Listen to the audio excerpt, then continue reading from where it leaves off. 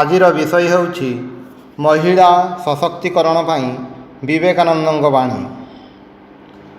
ପ୍ରଥମ ପରିଚ୍ଛେଦ ହେଉଛି ଜନନୀ ରୂପରେ ନାରୀର ଆଦର୍ଶ। ଭାରତରେ ଜନନୀ ହିଁ ଆଦର୍ଶ ନାରୀ। ମାତୃଭାବ ହିଁ ଏହାର ପ୍ରଥମ ଓ ଶେଷ କଥା। ନାରୀ ଶବ୍ଦ ହିନ୍ଦୁ ମନରେ ମାତୃତ୍ୱକୁ ସ୍ମରଣ କରାଇଦିଏ। ଭାରତରେ ଈଶ୍ୱରଙ୍କୁ ମା ବୋଲି ସମ୍ବୋଧନ କରାହୁଏ। ଭାରତରେ ନାରୀର ଆଦର୍ଶ ମାତୃତ୍ୱ। ସେହି ଅପୂର୍ବ ସ୍ୱାର୍ଥଶୂନ୍ୟ ସର୍ବଂସହା ନିତ୍ୟ କ୍ଷମାଶୀଳା ଜନନୀ। ଜାୟା ଜନନୀର ପଶ୍ଚାତରେ ଥାଏ ଛାୟା ସଦୃଶ। ସ୍ତ୍ରୀକୁ ମାଙ୍କ ଜୀବନର ଅନୁକରଣ କରିବାକୁ ହେବ। ଏହା ହିଁ ତାଙ୍କର କର୍ତ୍ତବ୍ୟ। ଜନନୀ ହିଁ ପ୍ରେମର ଆଦର୍ଶ। ସେ ପରିବାରକୁ ଶାସନ କରନ୍ତି। ସମଗ୍ର ପରିବାରଟି ଉପରେ ତାଙ୍କର ଅଧିକାର। ଭାରତରେ ସନ୍ତାନ ଯେତେବେଳେ କୌଣସି ଅନ୍ୟାୟ କାମ କରେ, ପିତା ସେତେବେଳେ ତାକୁ ପ୍ରହାର କରେ ଏବଂ ମାତା ସର୍ବଦା ପିତା ଓ ସନ୍ତାନର ମଝିରେ ଆସି ଛିଡ଼ା ହୁଏ। ଭାରତର ସାଧାରଣ ମନୁଷ୍ୟ ନିକଟରେ ନାରୀତ୍ୱର ସମଗ୍ର ଶକ୍ତି ମାତୃତ୍ୱରେ ଘନୀଭୂତ ହୋଇଅଛି। ପ୍ରାଚ୍ୟର ନାରୀଗଣଙ୍କୁ ପାଶ୍ଚାତ୍ୟର ଆଦର୍ଶରେ ବିଚାର କରିବା ଠିକ୍ ନୁହେଁ। ପାଶ୍ଚାତ୍ୟରେ ନାରୀ ହେଉଛନ୍ତି ପତ୍ନୀ, ପ୍ରାଚ୍ୟରେ ସେ ଜନନୀ। ହିନ୍ଦୁମାନେ ମାତୃଭାବର ପୂଜାରୀ। ସନ୍ନ୍ୟାସୀମାନଙ୍କୁ ମଧ୍ୟ ଗର୍ଭଧାରିଣୀ ଜନନୀଙ୍କ ସମ୍ମୁଖରେ ଭୂମିରେ ମୁଣ୍ଡ ଲଗାଇ ସମ୍ମାନ ଦେଖାଇବାକୁ ହୁଏ। ଭାରତରେ ପବିତ୍ରତାର ସ୍ଥାନ ଖୁବ୍ ଉଚ୍ଚରେ। ଭାରତରେ ପରିବାରର କେନ୍ଦ୍ର ହେଲେ ମା। ସେ ଆମର ଉଚ୍ଚତମ ଆଦର୍ଶ। ଆମେମାନେ ଭଗବାନଙ୍କୁ ବିଶ୍ୱଜନନୀ କହୁ, ଆଉ ଗର୍ଭଧାରିଣୀ ମାତା ହେଲେ ସେହି ବିଶ୍ୱଜନନୀଙ୍କର ହିଁ ପ୍ରତିନିଧି। ଜଣେ ମହିଳା ଋଷି ହିଁ ପ୍ରଥମେ ଭଗବାନଙ୍କ ସହିତ ଐକାତ୍ମ୍ୟ ଅନୁଭବ କରିଥିଲେ। ବେଦର ଏକ ପ୍ରଧାନ ସୂକ୍ତରେ ତାଙ୍କର ଅନୁଭୂତି ଲିପିବଦ୍ଧ ହୋଇଛି। ଆମ ପରିବାରରେ ମା ହେଉଛନ୍ତି ଦେବୀ। ଏହାର ଉଦ୍ଦେଶ୍ୟ ହେଲା ଏକମାତ୍ର ପ୍ରକୃତ ପ୍ରେମ ଯାହା ଆମେ ସଂସାରରେ ଦେଖୁ। ସବୁଠାରୁ ନିଃସ୍ୱାର୍ଥ ପ୍ରେମ ମାଙ୍କ ପାଖରେ ହିଁ ଅଛି। ସର୍ବଦା କଷ୍ଟ ସହିବା ଓ ସର୍ବଦା ଭଲ ପାଇବା। ମାଙ୍କ ଠାରେ ଦେଖାଯାଉଥିବା ନିଃସ୍ୱାର୍ଥ ପ୍ରେମ ଅପେକ୍ଷା ଆଉ କେଉଁ ପ୍ରେମ ଈଶ୍ୱରଙ୍କ ପ୍ରେମ ସ୍ୱରୂପତାକୁ ବେଶୀ ପ୍ରକାଶ କରିପାରେ? ସୁତରାଂ ହିନ୍ଦୁ ନିକଟରେ ମା ହେଉଛନ୍ତି ପୃଥିବୀରେ ଈଶ୍ୱରଙ୍କ ଅବତାର। ମାତୃତ୍ୱରୁ ଆସେ ପ୍ରଚଣ୍ଡ ଦାୟିତ୍ୱ। ମାଙ୍କୁ ସମସ୍ତଙ୍କ ଶେଷରେ ଖାଇବାକୁ ପଡ଼େ। ଖାଦ୍ୟ ପ୍ରସ୍ତୁତି ହେଲା ପରେ ଅଗ୍ରଭାଗ ଅତିଥି ଓ ଦରିଦ୍ରଙ୍କ ପାଇଁ ଉଦ୍ଦିଷ୍ଟ, ଦ୍ୱିତୀୟ ଭାଗ ଇତର ପ୍ରାଣୀଙ୍କ ପାଇଁ, ତୃତୀୟ ଭାଗ ପିଲାମାନଙ୍କର, ଚତୁର୍ଥ ଭାଗ ସ୍ୱାମୀଙ୍କର, ଆଉ ସବା ଶେଷରେ ମାଙ୍କ ପାଖକୁ ଆସେ। କେତେଥର ଯେ ମୁଁ ମୋ ମାଙ୍କୁ ଦିନର ପ୍ରଥମ ଖାଦ୍ୟ ଦିନ 2ଟା ସମୟରେ ଖାଇବାର ଦେଖିଛି। ଆମେ ଦିନ 10ଟାରେ ଖାଉ, କିନ୍ତୁ ସେ ଦିନ 2ଟାରେ। କାରଣ ତାଙ୍କୁ ଅନେକ କଥା ବୁଝିବାକୁ ହୁଏ। ଉଦାହରଣ ସ୍ୱରୂପ, କେହି ଦରଜାରେ କରାଘାତ କଲେ ଏବଂ କହିଲେ ଅତିଥି ଏବଂ ମାଙ୍କ ଖାଦ୍ୟ ଅଂଶ ବ୍ୟତୀତ ଆଉ କିଛି ଖାଦ୍ୟ ନାହିଁ। ସ୍ୱେଚ୍ଛାରେ ସେ ତାଙ୍କୁ ତାହା ଦେଇଦେଲେ ଓ ନିଜ ପାଇଁ ଅପେକ୍ଷା କଲେ। ଏହା ହିଁ ଥିଲା ତାଙ୍କ ଜୀବନ ଏବଂ ସେ ଏହାକୁ ପସନ୍ଦ କରୁଥିଲେ। ସନ୍ତାନ ହିସାବରେ ଯେତେବେଳେ ଆମେ ବାଳକ ଥିଲୁ, ପ୍ରତିଦିନ ଭୋରରୁ ଗୋଟିଏ ଗିନାରେ ଟିକିଏ ପାଣି ନେଇ ମାଙ୍କ ପାଖରେ ରଖୁ। ମା ସେଥିରେ ତାଙ୍କ ପାଦର ବୁଢ଼ା ଆଙ୍ଗୁଳି ବୁଡ଼ାଇ ଦେଲେ ଆମେ ତାହାକୁ ପାନ କରୁ। ମୋତେ କୁହାହୋଇଛି ଯେ ଅତିରିକ୍ତ ମାତୃ ଉପାସନା ମାଙ୍କୁ ସ୍ୱାର୍ଥପର କରେ କିମ୍ବା ସନ୍ତାନ ପ୍ରତି ଅତିରିକ୍ତ ସ୍ନେହ ସେମାନଙ୍କୁ ସ୍ୱାର୍ଥପର କରେ। ମୁଁ କିନ୍ତୁ ତାହା ବିଶ୍ୱାସ କରେ ନାହିଁ। ଆଜି ମୁଁ ଯାହା ବି ହୋଇଛି, କେବଳ ମାଙ୍କ ସ୍ନେହ ହିଁ ମୋତେ ତାହା କରିପାରିଛି। ମାଙ୍କ ଋଣ ମୁଁ କେବେ ଶୁଝିପାରିବି ନାହିଁ। ପାଶ୍ଚାତ୍ୟରେ ନାରୀ ଜାୟା। ସେଠାରେ ଜାୟା ରୂପେ ହିଁ ନାରୀତ୍ୱର ଭାବଟି କେନ୍ଦ୍ରୀଭୂତ ହୋଇଅଛି। ଭାରତର ସାଧାରଣ ମନୁଷ୍ୟ ନିକଟରେ ନାରୀତ୍ୱର ସମଗ୍ର ଶକ୍ତି ମାତୃତ୍ୱରେ ଘନୀଭୂତ ହୋଇଅଛି। ପାଶ୍ଚାତ୍ୟରେ ସ୍ତ୍ରୀ ଗୃହକର୍ତ୍ରୀ, ଭାରତୀୟ ଗୃହରେ କର୍ତ୍ରୀ ଜନନୀ। ପାଶ୍ଚାତ୍ୟ ଗୃହକୁ ଯଦି ମା ଆସନ୍ତି ତେବେ ତାଙ୍କୁ ପୁତ୍ରବଧୂଙ୍କର ଅଧୀନ ହୋଇ ରହିବାକୁ ହେବ। ଘରକରଣା କାମ ସ୍ତ୍ରୀର, କିନ୍ତୁ ମା ସର୍ବଦା ଆମମାନଙ୍କର ଘରେ ବାସ କରନ୍ତି। ସ୍ତ୍ରୀଙ୍କୁ ତାଙ୍କ ଅଧୀନରେ ରହିବାକୁ ହେବ। ଭାବର ଏହିସବୁ ପ୍ରଭେଦ ଆପଣମାନେ ଲକ୍ଷ୍ୟ କରନ୍ତୁ। ମୁଁ କେବଳ ତୁଳନାର ପ୍ରସ୍ତାବ କରୁଅଛି, ପ୍ରକୃତ ତଥ୍ୟ ଉଲ୍ଲେଖ କରୁଅଛି, ଯାହାଦ୍ୱାରା ଆମେମାନେ ଦୁଇ ଦିଗରୁ ତୁଳନା କରିପାରୁ। ଏହି ତୁଳନାଟି କରନ୍ତୁ। ଯଦି ଆପଣମାନେ ପ୍ରଶ୍ନ କରନ୍ତି ସ୍ତ୍ରୀ ରୂପରେ ଭାରତୀୟ ନାରୀର ସ୍ଥାନ କେଉଁଠି, ଏହି ପ୍ରଶ୍ନରେ ଭାରତବାସୀ ପ୍ରତିପ୍ରଶ୍ନ କରିବେ, ଜନନୀ ରୂପରେ ମାର୍କିନ ମହିଳାଙ୍କର ମର୍ଯ୍ୟାଦା କ'ଣ? ସେହି ସର୍ବମହିମମୟୀ ଯିଏ ମୋତେ ଏହି ଶରୀର ଦେଇଛନ୍ତି ସେ କେଉଁଠି? 9 ମାସ ଯିଏ ମୋତେ ତାଙ୍କ ଶରୀରରେ ଧାରଣ କରିଥିଲେ ସେ କେଉଁଠି? କେଉଁଠି ସେ ଯିଏ ମୋର ପ୍ରୟୋଜନ ହେଲେ ବାରମ୍ବାର ଜୀବନ ଦେବାକୁ ପ୍ରସ୍ତୁତ? କେଉଁଠି ସେ ମୋ ପ୍ରତି ଯାହାଙ୍କର ସ୍ନେହ ଅଫୁରନ୍ତ? ମୁଁ ଯେତେ ଦୁଷ୍ଟ ବା ହୀନ ପ୍ରକୃତିର ହୁଏ ନା କାହିଁକି? କେଉଁଠି ସେ ଜନନୀ ଆଉ କେଉଁଠି ସ୍ତ୍ରୀ? ଯେଉଁ ନାରୀ ସ୍ୱାମୀ ଦ୍ୱାରା ସାମାନ୍ୟ ଅବହେଳିତ ହେଲେ ବିବାହ ବିଚ୍ଛେଦ ପାଇଁ ଅଦାଲତର ଆଶ୍ରୟ ନିଏ। ହେ ମାର୍କିନ ମହିଳା ବୃନ୍ଦ, ଆପଣମାନଙ୍କ ଭିତରେ କେଉଁଠି ସେହି ଜନନୀ? ଆପଣମାନଙ୍କ ଦେଶରେ ତାଙ୍କୁ ମୁଁ ଖୋଜି ପାଉନାହିଁ। ଆପଣମାନଙ୍କ ଦେଶରେ ମୁଁ ଏପରି ପୁତ୍ର ଦେଖି ନାହିଁ ଯାହାଙ୍କ ନିକଟରେ ଜନନୀଙ୍କର ସ୍ଥାନ ସର୍ବପ୍ରଥମ। ଯେତେବେଳେ ଆମେମାନେ ଦେହତ୍ୟାଗ କରୁ ସେତେବେଳେ ମଧ୍ୟ ଆମେମାନେ ଚାହୁଁନା ଯେ ଆମମାନଙ୍କର ସ୍ତ୍ରୀ ପୁତ୍ର କନ୍ୟାମାନେ ଆମମାନଙ୍କର ଜନନୀର ସ୍ଥାନ ଗ୍ରହଣ କରନ୍ତୁ। ଧନ୍ୟ ଆମମାନଙ୍କର ଜନନୀ। ଯଦି ମା ଆଗରେ ଆମମାନଙ୍କର ମୃତ୍ୟୁ ହୁଏ ତାହେଲେ ପୁଣି ମା କୋଳରେ ମୁଣ୍ଡ ରଖି ଆମେମାନେ ମରିବାକୁ ଚାହୁଁ। କେଉଁଠି ନାରୀ? ନାରୀ କ'ଣ ଏପରି ଗୋଟିଏ ଶବ୍ଦ ଯାହା କେବଳ ସ୍ଥୂଳ ଦେହ ସହିତ ଯୁକ୍ତ? ହିନ୍ଦୁ ମନ ସେହି ସବୁ ଆଦର୍ଶକୁ ଭୟ କରେ ଯାହାକୁ ଅନୁସରଣ କଲେ ଦେହ ଦେହରେ ଆସକ୍ତ ହେବ। ନା ନା, ନାରୀ ଦେହ ସଂକ୍ରାନ୍ତ କୌଣସି କିଛି ସହିତ ତୁମେ ଯୁକ୍ତ ହେବ ନାହିଁ। ତୁମର ନାମ ଚିରକାଳ ପାଇଁ ପବିତ୍ର ବୋଲି ଅଭିହିତ କରାହୋଇଅଛି। ମା ନାମ ଛଡ଼ା ଏପରି କି ଶବ୍ଦ ଅଛି ଯାହାକୁ କୌଣସି ପ୍ରକାର କାମଭାବ ସ୍ପର୍ଶ କରିପାରେ ନାହିଁ, କୌଣସି ପ୍ରକାର ପଶୁଭାବ ଯାହା ନିକଟକୁ ଆସିପାରେ ନାହିଁ? ଏହି ମାତୃତ୍ୱ ହିଁ ଭାରତବର୍ଷର ଆଦର୍ଶ। ଭାରତର କଲ୍ୟାଣ ସାଧନରେ ସମର୍ଥା ନିର୍ଭୀକ ହୃଦୟା ମହୀୟସୀ ନାରୀମାନଙ୍କର ଅଭ୍ୟୁଦୟ ହେବ। ସେମାନେ ସଂଘମିତ୍ରା, ଲୀଳା, ଅହଲ୍ୟାବାଈ ଓ ମୀରାବାଈ ପ୍ରଭୃତିଙ୍କର ପଦ ଅନୁସରଣରେ ସମର୍ଥ ହେବେ। ସେମାନେ ପବିତ୍ର ସ୍ୱାର୍ଥଗନ୍ଧଶୂନ୍ୟ ବୀରରମଣୀ ହେବେ।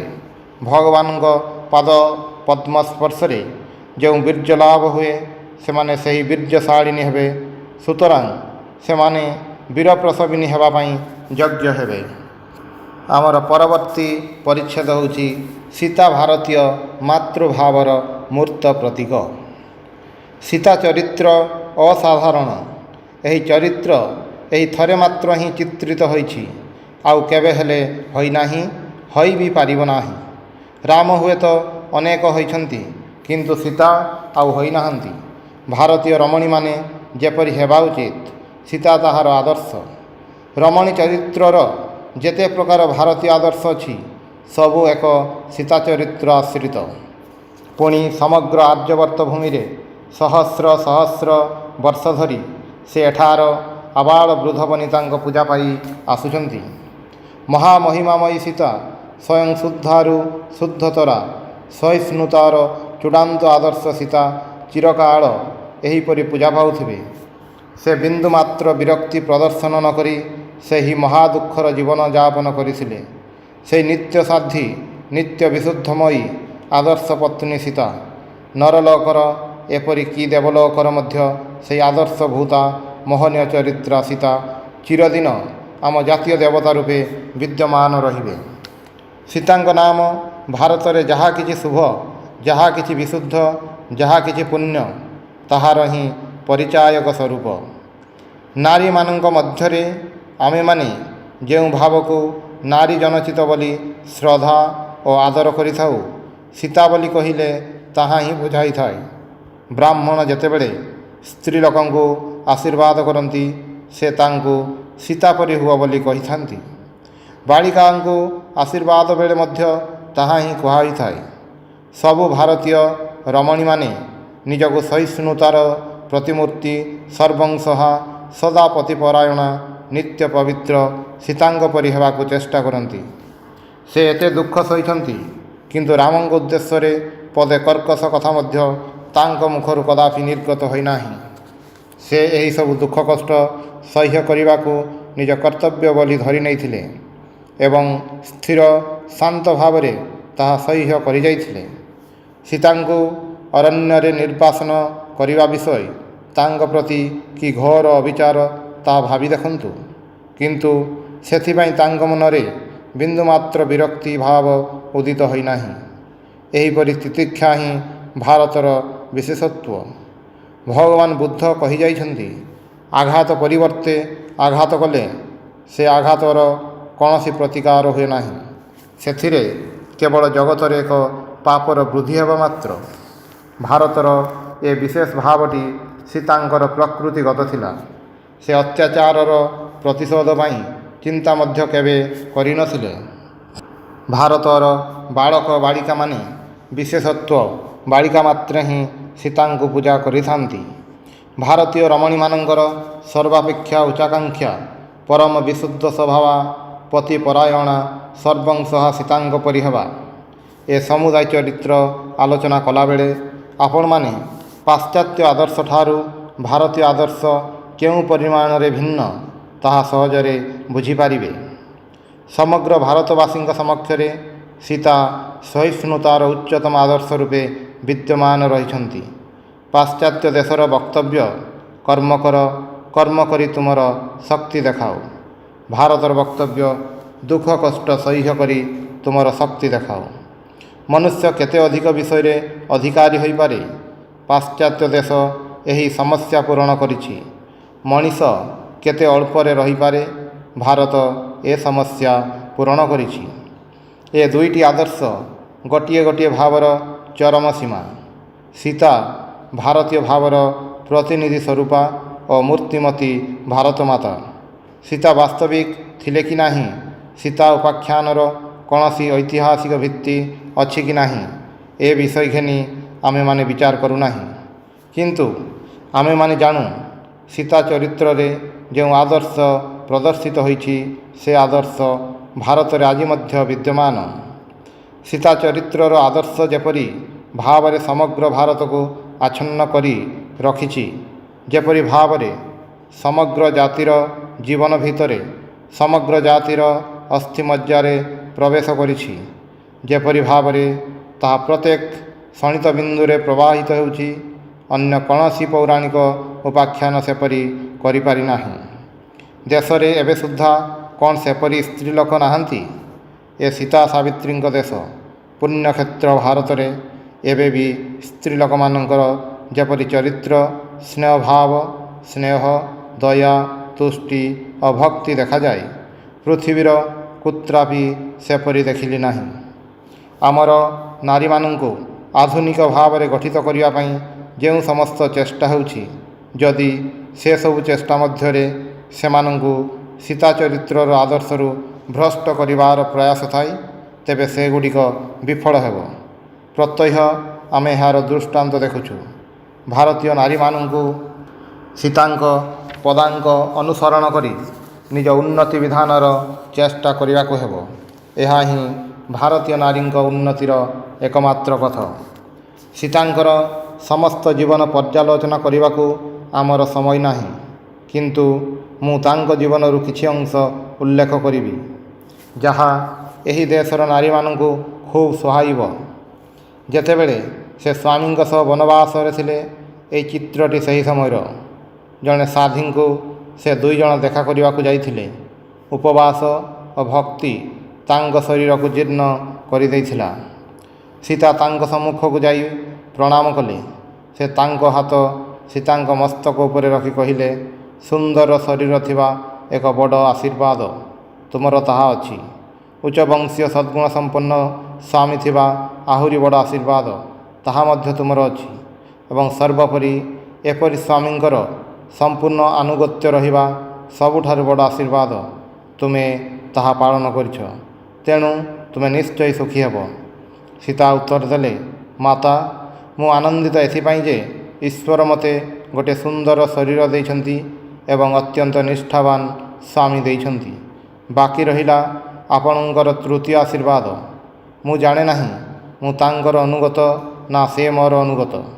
ଗୋଟିଏ ମାତ୍ର ବିଷୟ ମୁଁ ମନେ ରଖିଛି, ପବିତ୍ର ଯଜ୍ଞାଗ୍ନି ସମ୍ମୁଖରେ ସେ ଯେତେବେଳେ ମୋର ପାଣି ଗ୍ରହଣ କଲେ, ଏହା ଅଗ୍ନିର ପ୍ରତିଫଳନ ଥିଲା କିମ୍ବା ଭଗବାନ ସ୍ୱୟଂ ମୋତେ ଦେଖାଇଲେ, ମୁଁ ଅନୁଭବ କଲି ଯେ ସେ ମୋର ଏବଂ ମୁଁ ତାଙ୍କର। ସେହି ଦିନଠାରୁ ମୁଁ ଜାଣିଛି ସେ ମୋ ଜୀବନର ପରିପୂରକ ଓ ମୁଁ ତାଙ୍କ ଜୀବନର। ଆମର ପରବର୍ତ୍ତୀ ପରିଚ୍ଛେଦ ହେଉଛି ଜଣେ ଯୋଦ୍ଧା ରୂପରେ ନାରୀର ଆଦର୍ଶ। ଆଉ ଗୋଟିଏ ଶ୍ରେଣୀର ନାରୀମାନଙ୍କ କଥା ଆଲୋଚନା କରିବା। ଏହି ଶାନ୍ତ ହିନ୍ଦୁ ଜାତି ସମୟ ସମୟରେ ଯୋଦ୍ଧା ନାରୀମାନଙ୍କୁ ଜନ୍ମ ଦେଇଛି। ଆପଣମାନଙ୍କ ମଧ୍ୟରୁ କେହି କେହି ହୁଏତ ସେହି ନାରୀଙ୍କ ଅର୍ଥାତ୍ ଝାନ୍ସୀ ରାଣୀ ଲକ୍ଷ୍ମୀବାଈଙ୍କ ବିଷୟରେ ଶୁଣିଥିବେ, ଯିଏ 1857ର ସିପାହୀ ବିଦ୍ରୋହରେ ଇଂରେଜ ସୈନ୍ୟ ବିରୁଦ୍ଧରେ ଯୁଦ୍ଧ କରି ନିଜର ସାମ୍ରାଜ୍ୟ 2 ବର୍ଷ ରକ୍ଷା କରିଥିଲେ। ସେ ଆଧୁନିକ ସେନାବାହିନୀ ଏବଂ ଯୁଦ୍ଧ ପରିଚାଳନା କରିଥିଲେ ଓ ସର୍ବଦା ସେନାବାହିନୀର ମୁଖ୍ୟ ଦାୟିତ୍ୱରେ ରହୁଥିଲେ। ଏହି ରାଣୀ ଜଣେ ବ୍ରାହ୍ମଣ କନ୍ୟା ଥିଲେ। ମୁଁ ଜଣେ ଲୋକଙ୍କୁ ଜାଣେ ଯିଏ ତାଙ୍କର 3 ପୁତ୍ରଙ୍କୁ ଏହି ଯୁଦ୍ଧରେ ହରାଇଥିଲେ। ସେମାନଙ୍କ କଥା କହିବା ବେଳେ ସେ ଶାନ୍ତ ଥାନ୍ତି, କିନ୍ତୁ ଏହି ମହିଳାଙ୍କ କଥା କହିବା ବେଳେ ସେ ଉତ୍ତେଜିତ ହୋଇପଡ଼ନ୍ତି। ସେ କହୁଥିଲେ ଯେ ସେ ଜଣେ ଦେବୀ ଥିଲେ, ସେ ଜଣେ ସାଧାରଣ ମଣିଷ ନଥିଲେ। ଏହି ବୃଦ୍ଧ ସୈନିକ ଭାବୁଥିଲେ ସେ ଏହାଠାରୁ ଭଲ ଅଧିନାୟକତ୍ୱ କେବେ ଦେଖିନାହାନ୍ତି। ଚାନ୍ଦ ବିବି ବା ଚାନ୍ଦ ସୁଲତାନଙ୍କ କାହାଣୀ ଭାରତରେ ସୁପରିଚିତ। ସେ ଗୋଲକଣ୍ଡାର ରାଣୀ ଥିଲେ, ଯେଉଁଠାରେ ହୀରା ଖଣି ସବୁ ଥିଲା। ମାସ ମାସ ଧରି ସେ ନିଜକୁ ରକ୍ଷା କରିଥିଲେ। ଅବଶେଷରେ କାନ୍ଥରେ ଗୋଟିଏ ଫାଟ ତିଆରି ହେଲା।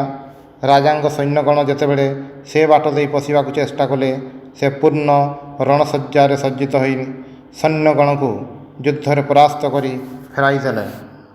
ତୁମେମାନେ ଶୁଣି ଆଶ୍ଚର୍ଯ୍ୟ ହେବ ଯେ ପରବର୍ତ୍ତୀ କାଳରେ ଜଣେ ବିଖ୍ୟାତ ଇଂରେଜ ସେନାଧ୍ୟକ୍ଷଙ୍କୁ ଜଣେ 16 ବର୍ଷୀୟା ହିନ୍ଦୁ ଯୁବତୀଙ୍କୁ ସାମ୍ନା କରିବାକୁ ପଡ଼ିଥିଲା। ମହିଳାମାନେ ରାଜନୈତିକ ଅଭିଜ୍ଞତାରେ, ରାଜତ୍ୱ ସମ୍ଭାଳିବାରେ, ଦେଶ ଶାସନ କରିବାରେ, ଏପରିକି ଯୁଦ୍ଧରେ ନିଜକୁ ପୁରୁଷମାନଙ୍କ ଅପେକ୍ଷା ଶ୍ରେଷ୍ଠ ନହେଲେ ମଧ୍ୟ ସମକକ୍ଷ ପ୍ରମାଣିତ କରିଛନ୍ତି। ଭାରତବର୍ଷରେ ମୋର ଏ ବିଷୟରେ କୌଣସି ସନ୍ଦେହ ନାହିଁ। ଯେତେବେଳେ ବି ସେମାନେ ସୁଯୋଗ ପାଇଛନ୍ତି, ସେମାନେ ପ୍ରମାଣିତ କରିଛନ୍ତି ଯେ ସେମାନଙ୍କର ଦକ୍ଷତା ପୁରୁଷଙ୍କର ସମକକ୍ଷ। ଏହି ସଦ୍ଗୁଣ ଯୋଗୁଁ ସେମାନେ କେବେ ହେଲେ ବିଲୁପ୍ତ ହୁଅନ୍ତି ନାହିଁ। ସେମାନେ ନୈତିକ ମାନଦଣ୍ଡ ଧରି ରଖିଥାନ୍ତି। ଏହା ସେମାନଙ୍କର ଅନ୍ତ ପ୍ରକୃତି। ତେଣୁ ଅନ୍ତତଃ ଭାରତରେ ସେମାନେ ରାଜ୍ୟ ପରିଚାଳକ ଓ ଶାସକ ହେଲେ ନିଜକୁ ପୁରୁଷଙ୍କଠାରୁ ଉଚ୍ଚତର ପ୍ରମାଣିତ କରିପାରନ୍ତି। ଜନ୍ ଷ୍ଟୁଆର୍ଟ ମିଲ୍ ଏହି ତଥ୍ୟ ଉଲ୍ଲେଖ କରିଛନ୍ତି। ଏପରିକି ବର୍ତ୍ତମାନ ଦିନରେ ମଧ୍ୟ ଭାରତୀୟ ମହିଳାଙ୍କୁ ବିରାଟ ଜମିଦାରୀ ଅତି ଦକ୍ଷତାର ସହିତ ପରିଚାଳନା କରିବା ଆମେ ଦେଖିବାକୁ ପାଉ। ମୁଁ ଯେଉଁଠାରେ ଜନ୍ମ ହୋଇଥିଲି, ସେଠାରେ 2 ଜଣ ମହିଳା ଅନେକ ବଡ଼ ଭୂସମ୍ପତ୍ତିର ମାଲିକ ଥିଲେ ଏବଂ ଶିକ୍ଷା ଓ ଶିଳ୍ପକଳାର ପୃଷ୍ଠପୋଷକତା କରୁଥିଲେ ଏବଂ ନିଜ ବୁଦ୍ଧିରେ ଏସବୁ ବିଷୟର ଟିକିନିଖି ଖବର ବୁଝୁଥିଲେ। ପରବର୍ତ୍ତୀ ପରିଚ୍ଛେଦ ହେଉଛି ନାରୀମାନେ ସମଭାବରେ ଉଚ୍ଚ ଜ୍ଞାନ ଲାଭ ପାଇଁ ଯୋଗ୍ୟ। କେଉଁ ଶାସ୍ତ୍ରରେ ଏପରି କଥା ଅଛି ଯେ ସ୍ତ୍ରୀମାନେ ଜ୍ଞାନ ଭକ୍ତିର ଅଧିକାରିଣୀ ହେବେ ନାହିଁ? ଭାରତର ଅଧପତନ ଯେତେବେଳେ ହେଲା, ପୁରୋହିତ ବ୍ରାହ୍ମଣମାନେ ବ୍ରାହ୍ମଣ ଇତର ଜାତିକୁ ବେଦପାଠର ଅନଧିକାରୀ ବୋଲି ନିର୍ଦ୍ଦେଶ କଲେ। ସେହି ସମୟରେ ସ୍ତ୍ରୀମାନଙ୍କର ମଧ୍ୟ ସକଳ ଅଧିକାର କାଢ଼ି ନେଲେ। ନତୁବା ବୈଦିକ ଯୁଗରେ, ଉପନିଷଦର ଯୁଗରେ ଦେଖିବାକୁ ପାଇବୁ ମୈତ୍ରେୟୀ, ଗାର୍ଗୀ ପ୍ରଭୃତି ପ୍ରାତଃସ୍ମରଣୀୟା ସ୍ତ୍ରୀ ଲୋକମାନେ ବ୍ରହ୍ମ ବିଚାରରେ ଋଷିସ୍ଥାନୀୟା ହୋଇ ରହିଛନ୍ତି। ହଜାର ହଜାର ବେଦଜ୍ଞ ବ୍ରାହ୍ମଣ ସଭାରେ ଗାର୍ଗୀ ସଗର୍ବରେ ଯାଜ୍ଞବଲ୍କ୍ୟଙ୍କୁ ବେଦ ବିଚାର ପାଇଁ ଆହ୍ୱାନ କରିଥିଲେ। ଏହିସବୁ ଆଦର୍ଶ ସ୍ଥାନୀୟ ସ୍ତ୍ରୀମାନଙ୍କର ଯେତେବେଳେ ଅଧ୍ୟାତ୍ମ ଜ୍ଞାନରେ ଅଧିକାର ଥିଲା, ତେବେ ବର୍ତ୍ତମାନ କାହିଁକି ସ୍ତ୍ରୀମାନଙ୍କର ସେ ଅଧିକାର ରହିବ ନାହିଁ?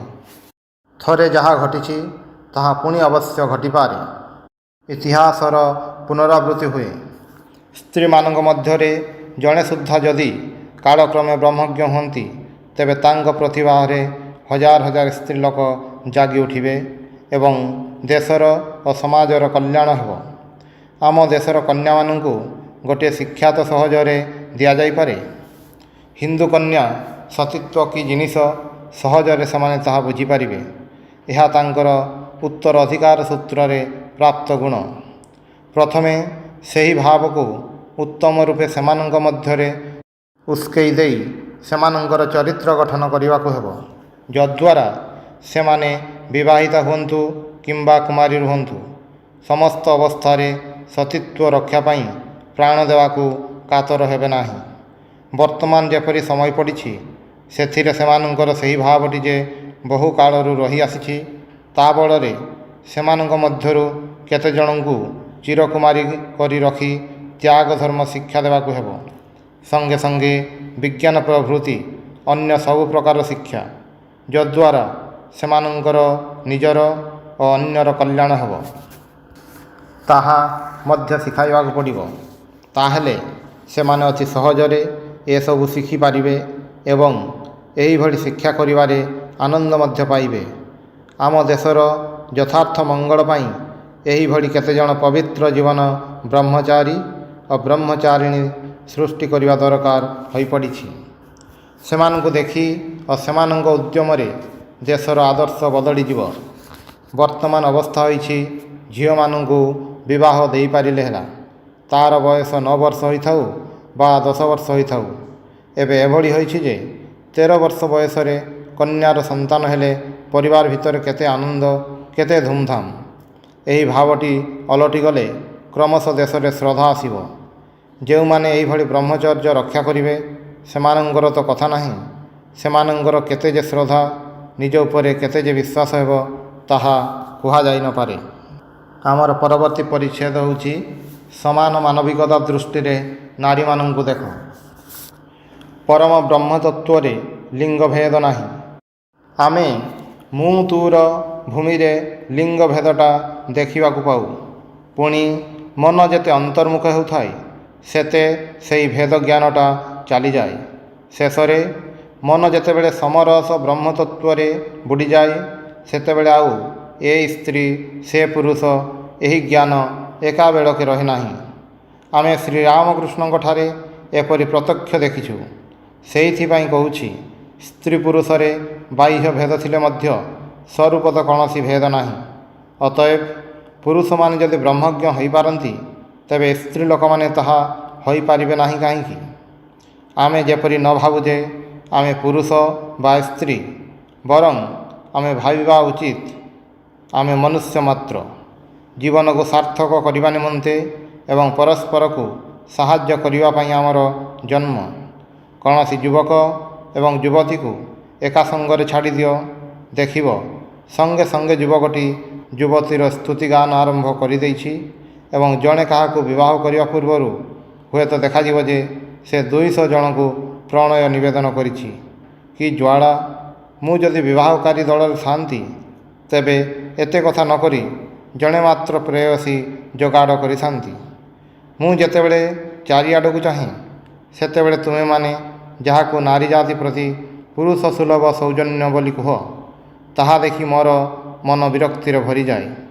ସ୍ତ୍ରୀ ପୁରୁଷ ଭେଦ ମନରୁ ପୋଛିଦେଇ ଯେତେଦିନ ପର୍ଯ୍ୟନ୍ତ ତୁମେ ମାନବିକତାର ସାଧାରଣ ଭିତ୍ତିଭୂମିରେ ପରସ୍ପର ସହ ମିଳାମିଶା କରି ନ ପାରିଛ, ସେତେଦିନ ପର୍ଯ୍ୟନ୍ତ ତୁମ ନାରୀ ଜାତିର ଯଥାର୍ଥ ଉନ୍ନତି ହେବ ନାହିଁ।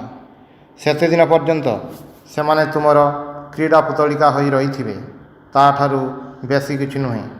ଏହା ହିଁ ବିବାହ ବିଚ୍ଛେଦର କାରଣ।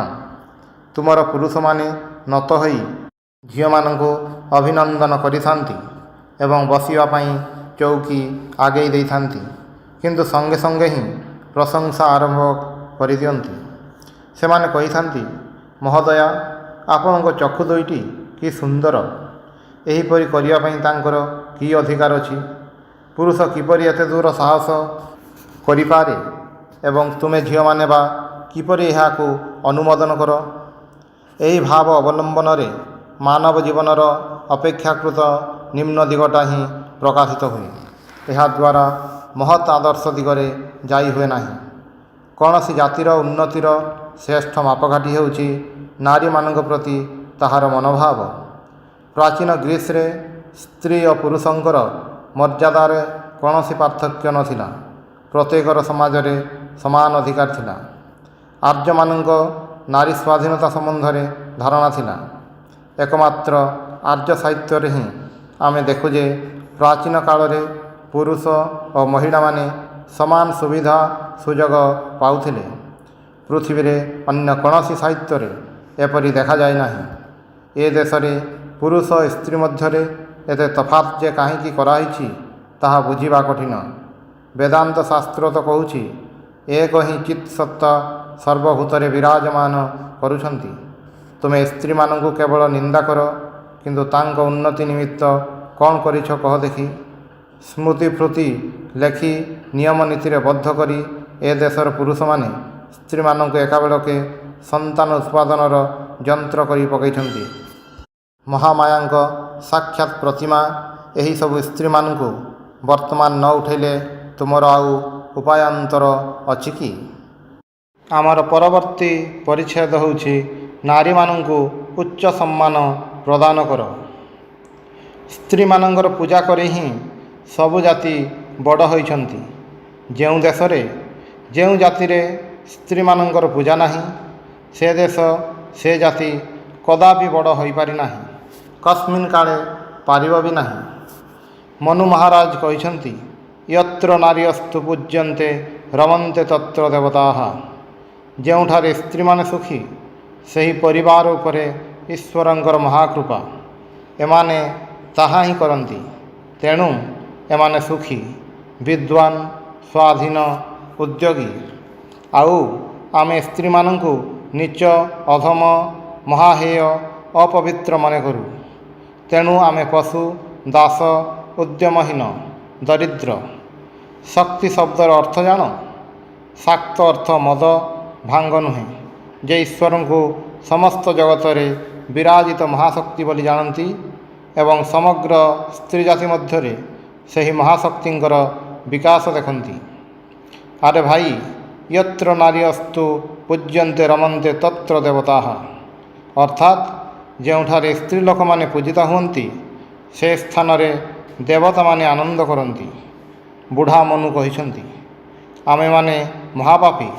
ସ୍ତ୍ରୀ ଲୋକମାନଙ୍କୁ ଘୃଣ୍ୟ କୀଟ, ନରକ ମାର୍ଗ ଇତ୍ୟାଦି କହି କହି ଅଧୋଗତି ହୋଇଛି। ବାପରେ, ଆକାଶ ପାତାଳ ପ୍ରଭେଦ। ଯଥା ତଥ୍ୟତୋ ଅର୍ଥାନ୍ ବ୍ୟଦଧାତ୍। ତୁମେ ହିଁ ସ୍ତ୍ରୀ, ତୁମେ ହିଁ ପୁରୁଷ, ତୁମେ ବାଳକ ଓ ତୁମେ ହିଁ ବାଳିକା। ଆଉ ଆମେ କହୁଥାଉ, ଦୂରମ୍ ଅପସର ରେ ଚଣ୍ଡାଳ। ଅର୍ଥାତ୍ ଆରେ ଚଣ୍ଡାଳ, ଦୂରକୁ ଘୁଞ୍ଚିଯା। କେନୈଷା ନିର୍ମିତ ନାରୀ ମୋହିନୀ ଇତ୍ୟାଦି। ଅର୍ଥାତ୍ କିଏ ଏହି ମୋହିନୀ ନାରୀକୁ ନିର୍ମାଣ କରିଛି? ଆମ ନାରୀମାନଙ୍କର ଈର୍ଷାତ୍ମକ ଅଭିଭାବକତ୍ୱ ସୂଚାଇ ଦିଏ ଯେ ଆମେ ହିନ୍ଦୁମାନେ ଜାତୀୟ ଗୁଣାବଳୀରୁ ଅଧପତିତ ହୋଇଛୁ। ଆମେ ପୁନଶ୍ଚ ନୃଶଂସ ସ୍ତରକୁ ଚାଲିଯାଇଛୁ। ପ୍ରତିଟି ପୁରୁଷ ନିଜ ମନକୁ ଏପରି ଶୃଙ୍ଖଳିତ କରିବା ଦରକାର ଯେପରି ସେ ପ୍ରତ୍ୟେକ ମହିଳାଙ୍କୁ ନିଜର ଭଉଣୀ କିମ୍ବା ମା ବୋଲି ବିବେଚନା କରିପାରିବେ।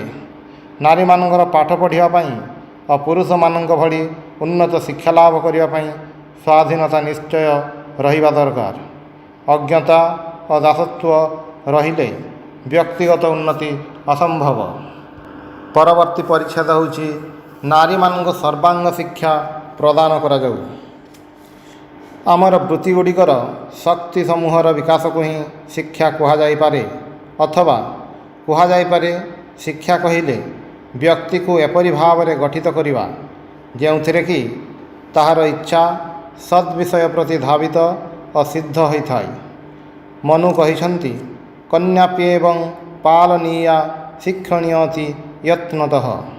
ଅର୍ଥାତ୍ ବାଳକମାନେ ଯେପରି 13 ବର୍ଷ ପର୍ଯ୍ୟନ୍ତ ବ୍ରହ୍ମଚର୍ଯ୍ୟ ପାଳନ କରି ବିଦ୍ୟା ଶିକ୍ଷା କରନ୍ତି, କନ୍ୟାମାନଙ୍କ ପକ୍ଷରେ ସେପରି କରାଯିବା ଉଚିତ। କିନ୍ତୁ ଆମେମାନେ କ'ଣ କରୁଛୁ? ତୁମେମାନେ କନ୍ୟାମାନଙ୍କର ଉନ୍ନତି କରିପାରିବ? ତେବେ ଆଶା ଅଛି, ନତୁବା ପଶୁଜନ୍ମ ଘୁଞ୍ଚିବ ନାହିଁ। ବୋଧହୁଏ ପୃଥିବୀର ଅନ୍ୟାନ୍ୟ ଦେଶର ନାରୀମାନଙ୍କ ଅପେକ୍ଷା ହିନ୍ଦୁ ନାରୀମାନେ ବେଶୀ ଧର୍ମଶୀଳା ଓ ଆଧ୍ୟାତ୍ମିକ ଭାବ ସମ୍ପନ୍ନ। ଯଦି ଆମେ ଚରିତ୍ରର ଏହି ସକଳ ସଦ୍ଗୁଣ ରକ୍ଷା କରିପାରୁ ଏବଂ ଆମ ନାରୀମାନଙ୍କର ବୁଦ୍ଧିବୃତ୍ତିକୁ ପରିପୁଷ୍ଟ କରିପାରୁ, ତେବେ ଭବିଷ୍ୟତରେ ସେମାନେ ପୃଥିବୀର ଆଦର୍ଶ ସ୍ଥାନୀୟ ହେବେ। ଅବଶ୍ୟ ଅଛି, ଅନେକ ସମସ୍ୟା ଅଛି। ସମସ୍ୟାଗୁଡ଼ିକ ମଧ୍ୟ ଅତ୍ୟନ୍ତ ଗୁରୁତର। କିନ୍ତୁ ଏପରି ଗୋଟିଏ ମଧ୍ୟ ସମସ୍ୟା ନାହିଁ, ଶିକ୍ଷା ଏହି ମନ୍ତ୍ର ବଳରେ ଯାହାର ସମାଧାନ ନ ହୋଇପାରେ।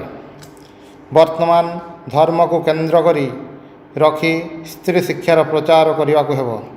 ଧର୍ମ ଛଡ଼ା ଅନ୍ୟ ଶିକ୍ଷାଟା ଗୌଣ ହେବ। ଧର୍ମ ଶିକ୍ଷା, ଚରିତ୍ର ଗଠନ, ବ୍ରହ୍ମଚର୍ଯ୍ୟ, ବ୍ରତ ଉଦ୍ଯାପନ, ଏଥିପାଇଁ ଶିକ୍ଷାର ଦରକାର। ମୁଁ ଧର୍ମକୁ ଶିକ୍ଷା ଭିତରର ସାର ଜିନିଷ ବୋଲି ମନେ କରେ। ମୋ ବିବେଚନାରେ ଅନ୍ୟାନ୍ୟ ବିଷୟରେ ଯେପରି ଏ ବିଷୟରେ ମଧ୍ୟ ତଦ୍ରୂପ ଶିକ୍ଷୟିତ୍ରୀ ଛାତ୍ରୀର ଭାବ ଓ ଧାରଣା ଅନୁଯାୟୀ ଶିକ୍ଷା ଦେବାକୁ ଆରମ୍ଭ କରିବେ ଏବଂ ତାକୁ ଉନ୍ନତ କରିବାର ଏପରି ସହଜ ପଥ ଦେଖାଇଦେବେ, ଯେଉଁଥିରେ ତାକୁ ଖୁବ୍ କମ୍ ବାଧା ପାଇବାକୁ ହେବ। ଆମ ଦେଶର କନ୍ୟାମାନଙ୍କୁ ଗୋଟିଏ ଶିକ୍ଷା ତ ସହଜରେ ଦିଆଯାଇପାରେ। ହିନ୍ଦୁ କନ୍ୟା ସତୀତ୍ୱ କି ଜିନିଷ ସହଜରେ ସେମାନେ ତାହା ବୁଝିପାରିବେ। ଏହା ତାଙ୍କର ଉତ୍ତରାଧିକାର ସୂତ୍ରରେ ପ୍ରାପ୍ତ ଗୁଣ ତ।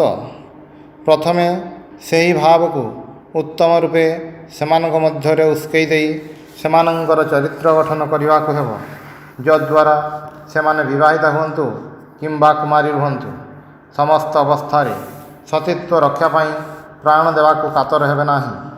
କୌଣସି ଗୋଟିଏ ଆଦର୍ଶ ପାଇଁ ଜୀବନ ଦେଇପାରିବା କ'ଣ କମ୍ ବୀରତ୍ୱ? ଆଦର୍ଶ ନାରୀ ଚରିତ୍ର ସବୁ ଛାତ୍ରୀମାନଙ୍କ ସମ୍ମୁଖରେ ସର୍ବଦା ଧରି ଉଚ୍ଚ ତ୍ୟାଗ ରୂପକ ବ୍ରତରେ ସେମାନଙ୍କର ଅନୁରାଗ ଜନ୍ମାଇବାକୁ ହେବ। ସୀତା, ସାବିତ୍ରୀ, ଦମୟନ୍ତୀ, ଲୀଳାବତୀ, ଖନା, ମୀରା ଏମାନଙ୍କ ଜୀବନ ଚରିତ୍ର ଝିଅମାନଙ୍କୁ ବୁଝାଇ ଦେଇ ତାଙ୍କର ନିଜ ନିଜ ଜୀବନ ସେହିପରି ଗଠିତ କରିବାକୁ ହେବ। ପ୍ରାଚୀନ ଶିଳ୍ପକଳାର ପୁନଃ ପ୍ରବର୍ତ୍ତନ କର। ଘନୀଭୂତ କ୍ଷୀର ଦେଇ ଫଳର ବିଭିନ୍ନ ଖାଦ୍ୟ ପ୍ରସ୍ତୁତ କରାଯାଇ ଝିଅମାନଙ୍କୁ ସେସବୁ ଶିଖାଅ। ସୌଖିନ ରନ୍ଧାବଢ଼ା ଏବଂ ସିଲେଇ କାର୍ଯ୍ୟ ଶିଖାଅ। ସେମାନେ ଛବି ଅଙ୍କା, ଫଟୋ ସମ୍ବନ୍ଧୀୟ କାର୍ଯ୍ୟ, କାଗଜ କାଟି ବିଭିନ୍ନ ପ୍ରକାର ଜିନିଷ ତିଆରି କରିବା, ସୁନା ରୂପା ଉପରେ ସୁନ୍ଦର ସୁନ୍ଦର କାରୁକାର୍ଯ୍ୟ କରିବା ଇତ୍ୟାଦି ଶିଖନ୍ତୁ।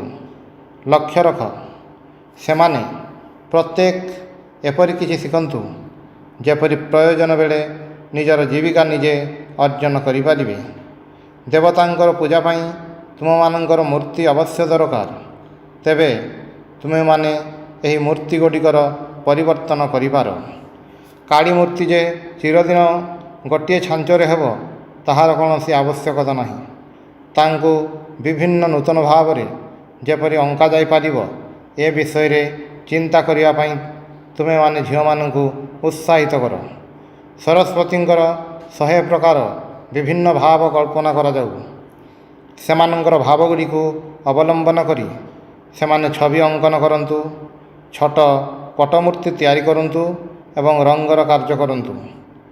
ଧର୍ମ, ଶିଳ୍ପ, ବିଜ୍ଞାନ, ଘରକରଣା, ରନ୍ଧନ, ସିଲାଇ, ଶରୀର ପାଳନ ଏହିସବୁ ବିଷୟର ସ୍ଥୂଳ ମର୍ମଗୁଡ଼ିକ ଝିଅମାନଙ୍କୁ ଶିଖାଇବା ଉଚିତ। ନଭେଲ, ନାଟକ ଛୁଇଁବାକୁ ଦେବା ଉଚିତ ନୁହେଁ।